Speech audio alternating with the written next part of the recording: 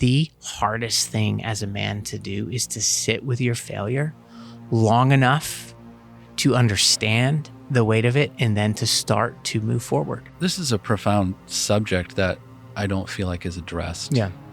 And it begins with that idea of like, we never even think about what Joseph felt like. What we're striving for is transformation of the heart for the glory of the living Lord.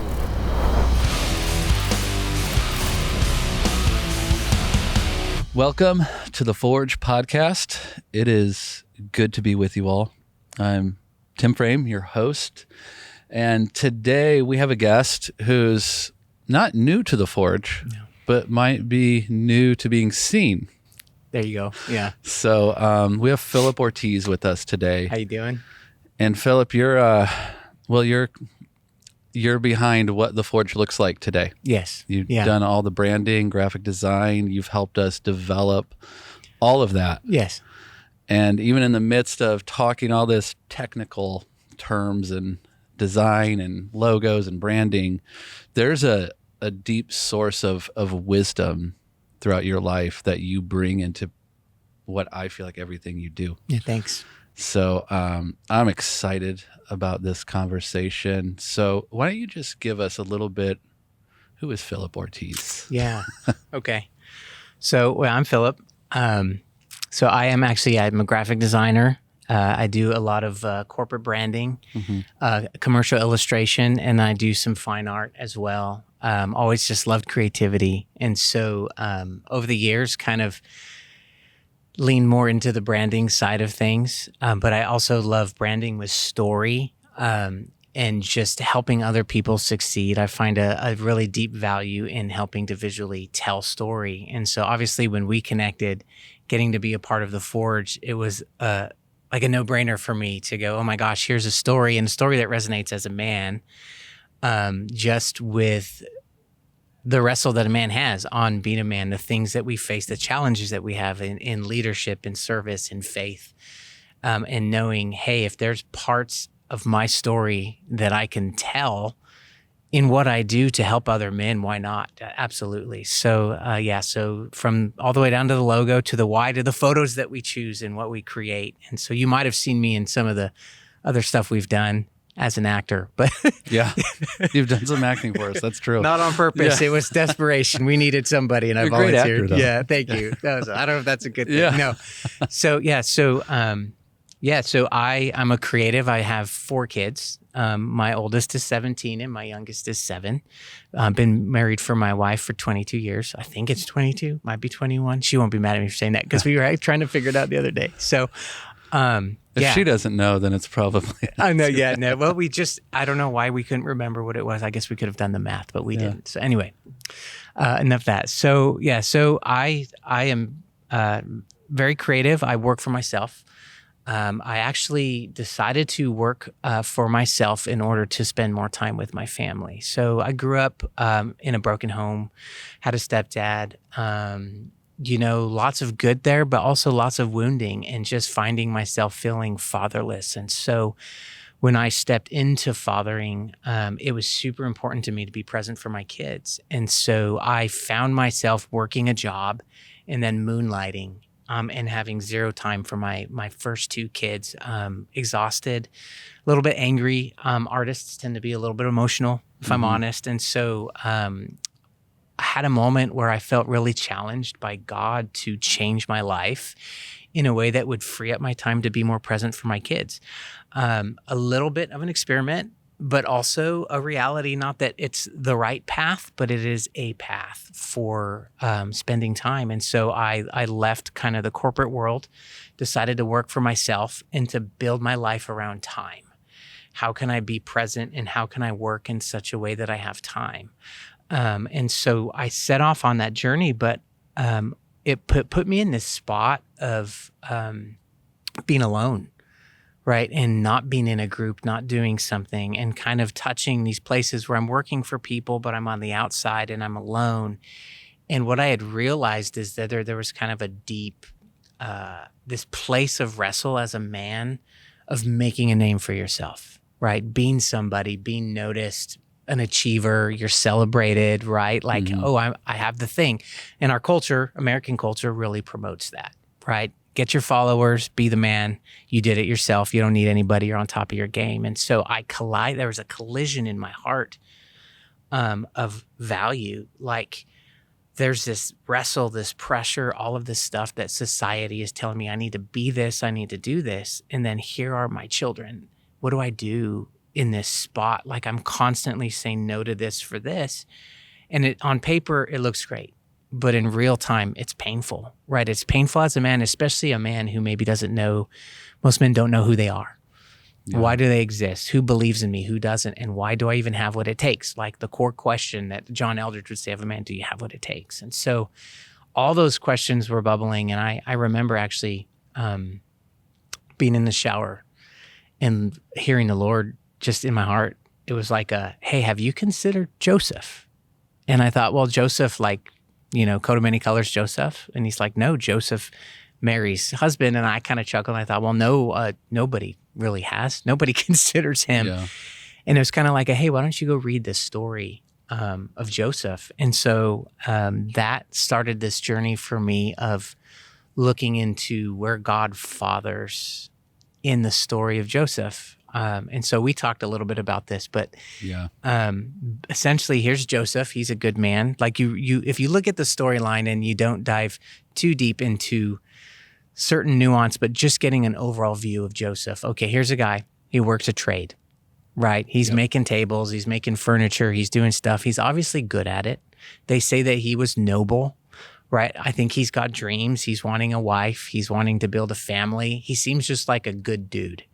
And then in this storyline, he's intersected with this drama that is not, like, on a practical level, not a good thing. So, hey, I'm going to marry this girl. I'm a good man. I'm respected. I probably made a good product. And then all of a sudden, the girl he's betrothed to is what? It's a scandal. Yeah. She's pregnant. Nobody knows why or how or where. And he's like, I don't want a part of this story. I'm going to divorce her secretly, but he's so honorable. I don't want to stone her, right? But I want to divorce her secretly. And this complete wrestle inside of him of his calling, his longing, his dream, and this thing that's before him. And so God speaks to him and says, hey, take her as your wife. This is from me. You would hope that would make it easier. But, he says yes, he steps into this thing, but then, there's just continual scandal. And I really wanted to camp out there and go, what was it in Joseph that made him go, I'm going to do this ugly thing. I mean, and it's uglier then than it was now to step into a scenario like that. Yeah. Like, that's like the red letter saying I'm guilty, what's going on. And he made a sacrifice. And in doing so, long story short, he inadvertently fathers the Son of God. And the connection for that was, what is the seed that God has put in my children that he's asked me to father that requires this sacrifice of laying down my own agenda, my own dream per se, in order to step into an unknown area here, especially as someone who felt fatherless, of how do I do this well? With a reputation of just being a good guy. Yes. Yeah. Like laying it all out. Yeah. And nobody talks about him. I mean, yeah. And so the some of the theology around this idea too is, up until this point, nobody's called God Father. They won't even spell his name. Yeah. And so Jesus steps on the scene and he introduces God as Father. And so you look at Jesus and you go, what kind of formation, Jesus as man, what kind of formation did Joseph give him in order for him to walk out this reality as a man? And so we sometimes look at the absence of Joseph as passivity, but I wonder if that quiet spirit was his reality, that knowing that what he was building wasn't about him. It was about this investment in a son. And why is it that he's overlooked? And does it really matter? But then also there's this gem of going, Joseph embraced the spirit of adoption as a father, first and foremost, before anybody else. Like, he adopted the Son of God. That's crazy. Yeah. That's crazy. And he could have said no. He could have walked away. He Yeah. could have said, hey, my business, my reputation, my stuff, me being known and respected is more important than this crazy scandal. And so I don't want it, but he stepped into it and he stayed there, and inadvertently he adopts the Son of God. Yeah. Right. And so here we are later on, a result of that spirit of adoption that God says, where we call God Father now. And Joseph literally paved the way in this place of giving up what he thought was probably the more noble route in order to do the right thing. So I love letting that story sit, because I feel like it kind of washes over my paradigm as a man. What do I do? Yeah. Does it matter? And how does it matter? And being a creative, there's this connection to accolades for what you do, right? You pour your heart and soul into something, and then you expect a response. And so it's really easy It's approving of yourself. Yourself. Of your masculinity, your identity. Your success, your ability, and it's constant. So like literally for me on a weekly basis, everything I create is put before somebody else. And there's a yay or nay. I like it. I hate it. It works. It doesn't. Change this, change that. And so for me personally, there's a constant barrage on my value. And so that collided in this spot for me of going, oh man, as a man, I'm trying to get my value from what I do. Mm-hmm. And the whole time right before me, there's these 4 kids. There's my beautiful wife. And there's this place of fathering and parenting and loving and pointing these people towards Jesus that is so deeper. It's way beyond all of these other things. I have this funny story. I wasn't going to share it initially, but it's been popping in my head a lot. So I was working for this guitar pedal company, and I made this little graphic of this orange peel for one of their pedals. And there was this moment on social media, somebody took a picture, and it was the Red Hot Chili Peppers. And they were on stage at a concert, and they're wearing these shirts, and it has my artwork on it from this guitar pedal company. And the owner of the guitar pedal company he says, hey, check this out. And I'm sitting there and I'm going, oh my gosh, Red Hot Chili Peppers is wearing these t-shirts with my artwork on it. And so I shared it, and I had 2 likes on this share, right? And so this sounds really shallow to say out loud, but we live in a culture that values likes, right? And so I was devastated.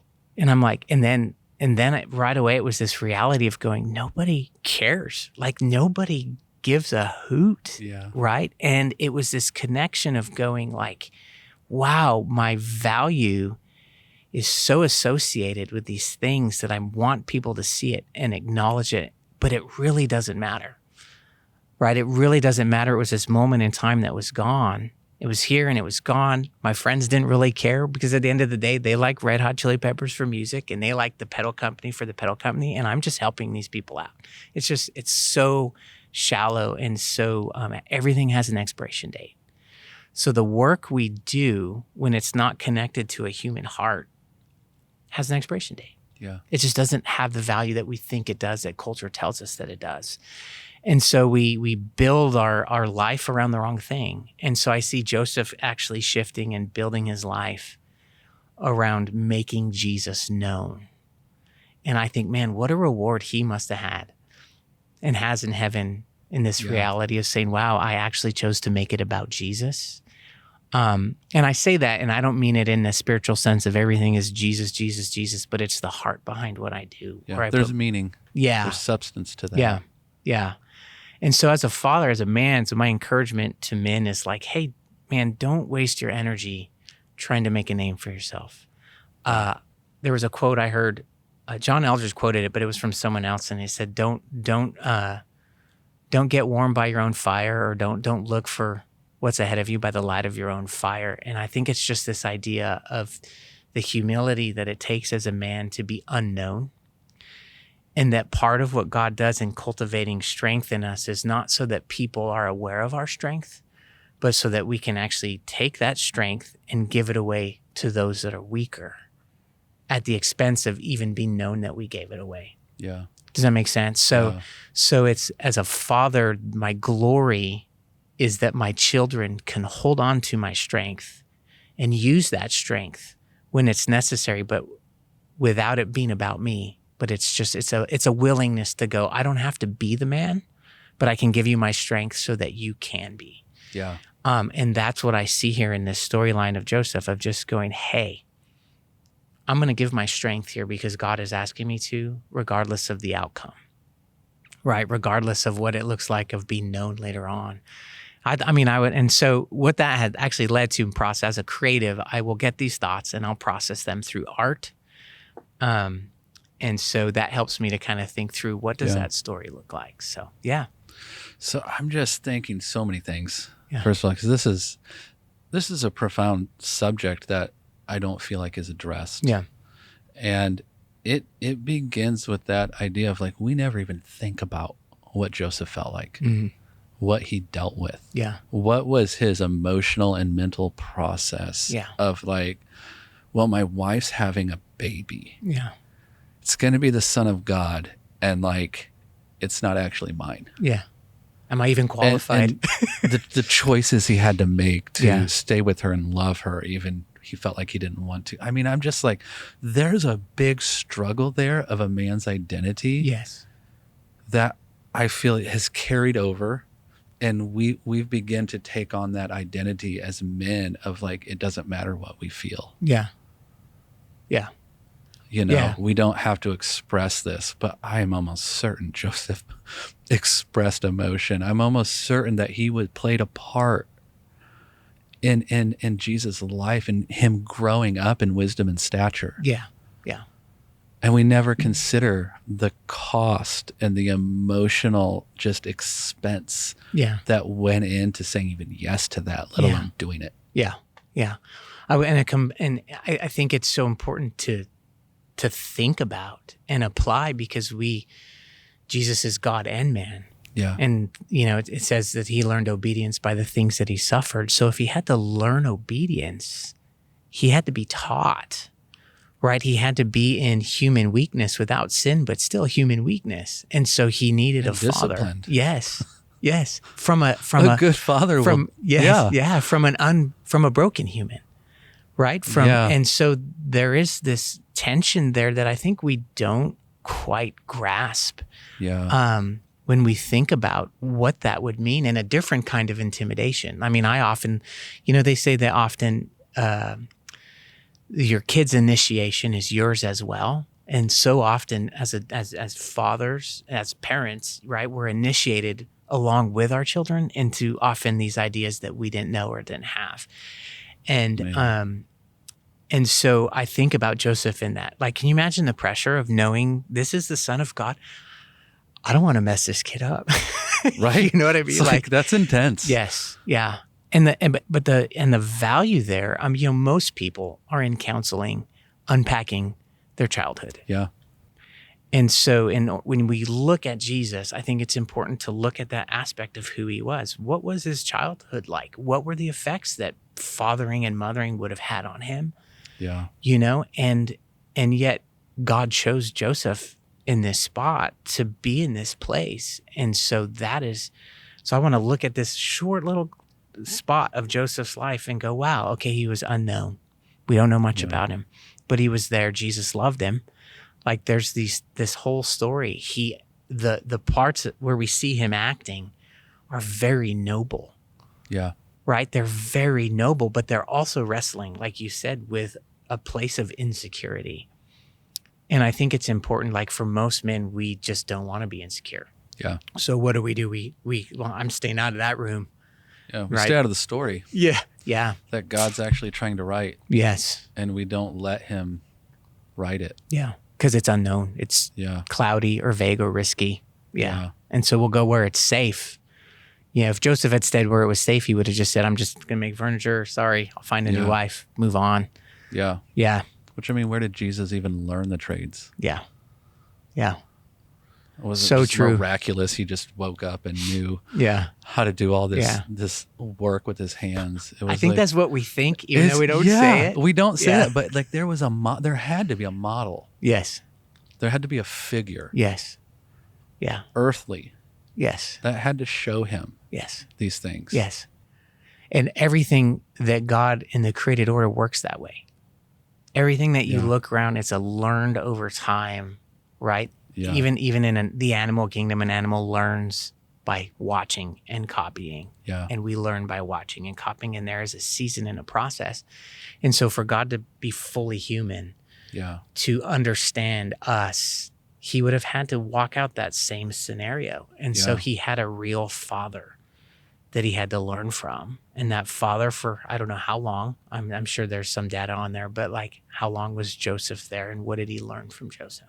Yeah. And in that short time, you know, what was the imprint that Joseph had on Jesus that put this formation for him to be who he was? Like, that's a profound thought. And it just, the weight of it, I wanted to hit me again of going like, what does that mean for my children in their years of formation? What am I doing with my time to leave an imprint, perfect or not? You know, I mean, I think as a man, you can hear that and immediately get shame. Like, oh, dang it. Like, Yeah. I need to amp up my game here, you know, but it's presence. I think it's presence. It's knowing that my dad is with me. I mean, think about that, like that idea of this is now God with us. Yeah. I think that's half of it. It's profound. Yeah, that's half of it. Like God, Wow. This whole story is God the Father with us. And I'm that's just kind of even hitting me right now. Yeah. Yeah. I mean, I'm thinking of simple things, you know, one of our refrigerators is out in the garage and we store a lot of the food in that one. And my son's yogurt's in there. Yeah. And he's at this place now of like, Dad, come do this with me. We're going to go get the yogurt. Yeah. It's just one cup of yogurt. The kid can handle it on his own. He can open the door. He can walk up the stairs. He can do all the things, but it's like a son wants that presence. Mm-hmm. They do. Mm-hmm. It's really all they want and need. Mm-hmm. Yeah. And I think of all the times where, man, where did I miss that? Yeah. And it's a painful thought. Yes. Yeah. And even just talking about this, it's just encouraging my own heart, man. Just like, I feel like I'm being preached to right now, you know? But gosh, I don't want to miss it. Yeah. The presence. Yeah. You know, he is a good father and he gives good gifts to his children. Yeah. Jesus learned that somewhere on earth. Yeah. A presence. Yeah. God with us. Yeah. God with us. God with us. And as a father, what does that mean? As a father? Yeah. Father with us. He's with us. And I think that's huge. Yeah. Right? So much of our experiences that are painful are what a result of us feeling alone and helpless. And I'm thinking, I mean, I heard somebody say that's actually what trauma is, when those two things are together, when you feel alone and helpless. And I'm thinking, whoa, what does that aspect of God as Father do for both of those? Yeah. I'm not alone and I'm not helpless. And it's a massive thing as a man. And I think it should offer comfort too, to go, hey, you don't have to have the answer, but your presence matters. Yeah. Your presence matters. You know, as a graphic designer, doing a lot of work in kind of the Christian space, even in the counseling space, in crisis space, and you see these places where there's just this silence and this absence of fathering. It's a huge thing. Yeah. And you kind of have dad at work doing his thing. Right? And not that dad has to be at home, but it's that heart behind what have we created and what is the pressure on a man that makes him feel like he's got to go. One of the aspects of this, I think, that's so huge is that God, in his plan of redemption, did not leave his son to go do his plan, but he invited his son into his plan. Yeah. And something that I've come to realize is that complicates things. Inviting my children into my plan, into where I'm going and what I'm doing complicates things all the way, especially when they're younger, all the way down to fixing something. You invite someone who doesn't know what they're doing, but that's where the formation happens. And that's where the God with us part is like, hey, come with me. Yeah. Come with me to do this. Come with me in this moment. And I think like we have this idea that it's an interruption. Yeah. I know I lived with that for a long time of feeling like an interruption. Yeah. I'm an interruption, a problem because I'm going to ask a stupid question or something, Yeah. right? And so then there's this pressure of I should just know what to do. And I think that's a really powerful spot practically as a father of presence, of with me. I'm with me. I'm available. And it's hard. I mean, it's hard. It's really hard. It's really hard working from home sometimes. I have, like I said, 4 kids. Just the commotion of normal interaction at home is interruptive. And so I move slower. I don't get as much done. Yeah. But I've worked. I mean, it was horrible at first, man. Like when I first stepped into this, I was pulling my hair. Oh yeah. It was like, I'm angry. Yeah. You know, I'm like, just the other day, it was a funny story. I'm in a meeting and 2 of my kids are upstairs hollering at each other, right? And so I had to like pause this video call and be like, guys, you're yelling at each other in the background and I'm on a video call, you know? And, but I'd kind of chuckled. Before it would have just ticked me off, but I just like kind of chuckled and going, this is actually real life. Yeah. This is a beautiful spot of learning and formation that they know that they're with me. And something I've seen in my kids is an ability to feel safer knowing that I'm with them. Yeah. And I may not feel safe. Yeah. Like I might be going, you guys believe in me in a way I don't know. Yeah. But I think it's giving my kids a framework that dad is with us. And we don't do things without dad because he's always gone having to do stuff, but we would prefer to have him here. And how do we, and what does that look like? But it wages a war against culture and speed, the speed of life, where we go, what we do. And you have to decide that for your own family. It may not look like mine. Everybody can't work from home, but that was the path that God had used to get me to kind of wrestle with this idea of trying to be present, trying to be available, right? And trying to actually work towards not building a name for myself. And you know, it's still a wrestle. It's still a wrestle because we live in a world that demands time and energy, and making money and providing demands time and energy. And that's a real thing. Yeah. And so that's something that you have to reconcile and figure out on your own. But I mean, it's real. Yeah. I just think that every time I have to go to Lowe's, you know, and I have Saturday. I work all week, but I have Saturday to get things done. Yes. Yeah. You know, and I want to accomplish, I want to finish the project, you know, and I'm finding more and more I don't. And it's not because I don't want to, it's because of the choice I have to make. Yeah. Where when I'm like, babe, I'm going to go to Lowe's, and she says, can you take the boys with you? And I'm like, do you know how much faster I could do this without them? Yeah. And just like, I kind of got to stop in my tracks once I make that statement. Yes. Yeah. And where it's like, that's not the point. Yeah. How fast you can get something done. Yeah. Yeah. How present can you be in everything you're doing? Yes. Yeah. And it's hard. Yeah. Well, and I mean, if God was after fast, he would have wiped us all off long. It's like, this would be over, man. Like, my patience is wearing thin. Yeah. Here, you guys don't get it. Yeah. Like, I've waited thousands of years. Come on. Yeah. Of course he could do it better. Yeah. Yeah. And I think that is the part that is hard, but good. Yeah. Because there's richness in that, right? Over time, growing and strengthening and formation. And then I think that builds a foundation for the later on. Yeah. Right? Like, I mean, I want my kids to leave the house and go, Dad was there for me. Not Dad worked really hard and I understand that he wasn't there because he just had to do what he had to do. That's a mindset. That's a value that has been built into the framework of life, and it's a result of hardship, but it's actually not the correct framework, right? Like, I mean, I get it. There's redemption in that story. And for those men who worked hard and did what they knew, bless them. Like, that is a real wrestle and I don't want to make light of that. Yeah. But I think at the core of it, for the child, for the son or the daughter, it's better to go, Dad was there for me. Not just Dad worked hard, but gosh, I felt abandoned, but he worked hard. And, you know, I got a nice, you know, little check at the end, but like that doesn't fix pain.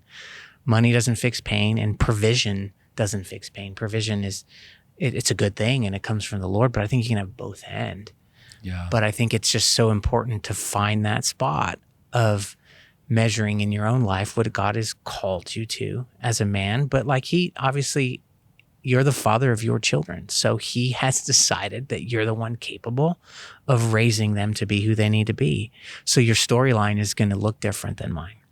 Yeah. You don't have to go quit a job and work from home, but you have to ask God, what are you saying in this storyline? And how within the context of what I have right now, how do I bring presence Yep. when I can and where I can? And what does that look like for me? Not trying to be somebody else. That's still that same trap of, do I have what it takes? And if I'm like this, Yeah. But it's there lurking in the heart of every man, that pressure of got to prove, got to follow through, got to have the answer. Yep. And it's just it's horrible. It's a horrible spot to sit in. It is. Yeah. So, yeah. What would you say to guys in this process of what you've learned? What is the one nugget you would say to a guy, a father out there struggling? Man, I think it depends on what you're feeling. If you're feeling shame and failure, the best place to start is just right where you're at. So sometimes, if there's places where you've caused damage, then there's a reality of repair. Yeah. And repair matters, but you can't, as a man, you can't repair until you know what the damage is, right? Yep. Otherwise, it's not a real repair. And so some of it is being able to just sit and take time and actually evaluate where you've been absent. And if you're married, asking your wife, Yeah. and she'll know because she Always. feels the pain of that, right? Yeah. That's the reflection. Yes. Right? Yeah. That's your wife. That's one of the best places to start, and not trying to make an excuse for it, not trying to justify it, but just sitting in it, which is the hardest thing as a man to do, is to sit with your failure long enough to understand the weight of it, and then to start to move forward with the right repair. Yeah. And moving forward takes time. Every part of this, what I would say, number one, is it's going to take time. And time is always cost. It's always cost. It takes time to listen. It takes time to help someone who's weaker than you as a child. It takes time to actually explore knowing and being present with somebody without an agenda, maybe to even teach or fix or change, but to just be with somebody. I think it can be, it's often easier when your kids are younger, because they might draw a picture and that picture's horrible and it doesn't matter because they have a free heart and it's okay and it's on the fridge, and wrestling is enough. It gets a little bit harder as your kids grow and they experience pain of their own and they're a little more closed off, or maybe you haven't shown yourself present. Yeah. And so you have to create space to do that over time. And so I would say that first spot is being able to sit in that and really analyze, where have I messed up? And just sit there for a minute and recognize that you did mess up. But then also bringing that to the Lord and going, that's not who you are. It's not who you are. And then in that spot, you can have a plan of repair. But the other thing I would say is friendship.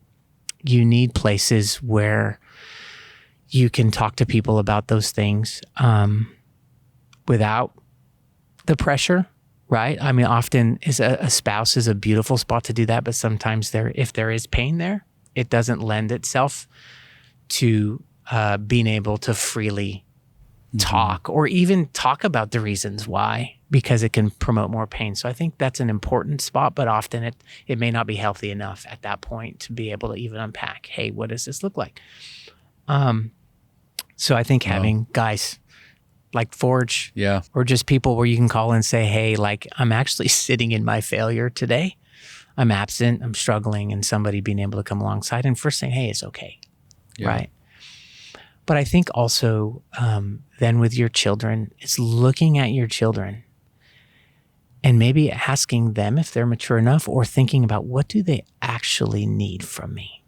Not who do I want them to be, but what do they need from me? Yeah. What do they need from me? And That's an important question. And that's actually another good question to ask your wife. Women have an ability to see that in their children way better than men. It's a gift. Yeah, it's a gift that's designed to keep us humble, to keep us in a place where we got to stop and see, what does my kid need? I found over the years that usually when something is going on with a child of mine, there's a problem per se. It's indicative of an unmet need. Yeah. Very rarely is my child just a heathen, right? Or just a brat. Or just intentionally evil or something like that. Yeah. It's usually coming from a place of need. And what I found is that my kids have different needs. Yeah. Some of my kids really need time. And some of my kids do need gifts. Yeah. And I don't know those things until I actually sit down and go, oh, being present means that I'm here for them. I'm not here for me, so I can say I'm a good dad. I'm here for them, but I got to be able to see them. And if I have something else going on over here, I won't. And when I was as a younger dad, what I would do really quick, if it was like dad weekend and mom was gone, I would make a mental decision to go, this weekend is not about my projects. It's not about me getting stuff done. It's about me seeing my kids and inviting them into things. Yeah. And when I did that, my heart would shift, because it wasn't like, guys, just go watch another movie so I can like finish this project. But it's like, will you do this project with me? Or I'm watching the movie with them. My yard didn't look great. Still doesn't look great. Yeah. But I don't care, because sometimes it's less about everything looking good and more about the relationship I'm trying to cultivate there. Yeah. So, yeah. Amen. Yeah. And this process for you created a work of art. Yes. Is one of the ways you've walked through this. So yes, we have that process right here. Yeah. So this painting is called Average Joe. And the idea behind that is the celebration of the average Joe. It's kind of an insulting statement, but it's not really true, because none of us are really just an average Joe. Yeah. Like, we have this stuff in us. But Joseph, the externally average man. Yeah. Average, good Jewish man, right? Yeah. And yet he fathers the Son of God. And so we have a lot of paintings of Mary with baby Jesus. And so I wanted to unpack this story. And so I set out to do this painting of Joseph and Jesus. I have this technique that I use that actually it's interesting, and it worked really well for this, because I use a shish kebab skewer and ink. And it's permanent. You can't erase it. You can't fix it. And so when you paint with that shish kebab skewer, you're just left with whatever happens. So and you're just dabbing it in there and just rubbing and scraping. And I did an initial sketch first. I actually used a live model. Took a picture of a live model. A friend had a newborn, so I put them together because I really wanted it to have a humanity and not just my imagination. And so I did that. And then I use some other pens and stuff too, but most of this was just the scraping of that shish kebab skewer, and just thinking through that kind of this rawness of going like, this might mess up. There's imperfection here. There's a story here that's messy, pretty clear. And I wanted it to be black and white. I didn't want it to get caught up in the color or anything like that. So I illustrated this. Actually, this is a print, so it's actually about twice the size. Yeah. But that was my internal wrestling of just processing this idea of, what does it mean to say yes to some kind of obscurity in a place where my name is not known, but I'm doing something so significant. And so, I landed with this painting. That was in 2019, actually. And still something that I work through and I consciously go back to, because the world's tempting. I mean, it's just, success is tempting, and movement and pace and accolades, and and as an artist, you got to be known. So there's this dilemma there of, how do I work that out? So I do go back to actually the originals above my mantle. So I see it every time I come home, and when we walk through things. Yeah. So, I mean, Philip, much like your art, this conversation was profound. Thanks. I really appreciate you sitting down and man, talking with us. And man, I have a lot to think about in this process. Just the way I'm going to read the story of Joseph. Yeah. And even it's Christmas time now, so we're approaching this story, and it's Yeah. like, you know, we sing "Mary, Did You Know?" but it's like, Joseph, what did you feel? Yeah. Yeah. And that's not to make light of Mary. Yeah. And we can celebrate them Yeah. both. We But can yeah, celebrate Joseph, them I both. think Joseph needs some Like, focus. what happened, man? What Yeah. are you thinking? Yeah. Yeah. Yeah. Yeah. So really grateful for this. Yeah. I mean, we're grateful for the way you've helped us Yeah. express who we are as an organization, describe that through graphic. Yeah, man. I love it. I mean, Yeah. it's beautiful. We're grateful for you, my friend. Oh, thank you. Thank you. Thanks for having me and letting Yeah. me share a little bit of the backstory of like even why I do what I do. Absolutely. Yeah. Absolutely. Awesome. And we're going to put your website, philiportiz.com. Yes. And your company, peelcreative.com. Yes. Two separate. Two Yeah. separate. Yeah. We'll put that on the description. You guys can check out what Philip is doing. And guys, I hope this speaks to you as much as it's spoken to me. And I'm excited for us as men to grow and realize what our true calling is It's awesome. Yeah. through God in Christ as fathers and husbands. Thank you all. Amazing. Yes. Thank you.